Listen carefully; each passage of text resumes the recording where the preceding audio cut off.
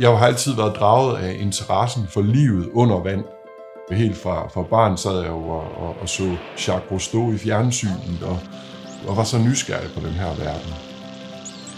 I 1997 der vedtages loven om spildevandsrensning i det åbne land. Nu havde politikerne fokus på, at nu skulle der gøres noget ved det her vandmiljø. Det gav jo faktisk også lidt skubbet til at starte den her virksomhed, altså Watercare. Jamen, Watercare producerer og sælger produkter inden for rensning og håndtering af vand i mange afskygninger. Det er både bundfældningstanke, pumpebrønde, vi laver regnvandsanlæg til at opsamle og genanvende regnvand, så man kan bruge det inde i husstanden til både toiletskyl og tøjvask. Produkterne i Watercare bliver produceret i flere led. Det første led, det er vores støbeafdeling, hvor at produktet går fra plastpulver til at blive en tank eller en brønd.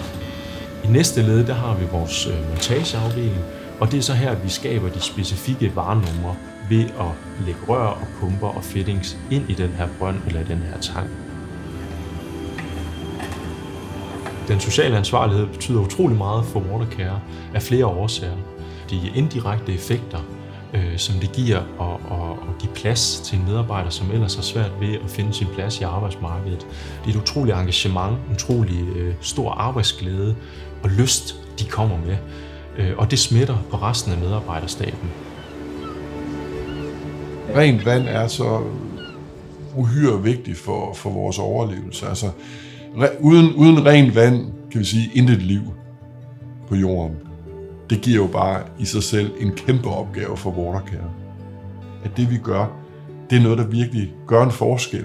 At gå på arbejde og gøre en forskel, og samtidig kan have en forretning. Det synes jeg er fantastisk.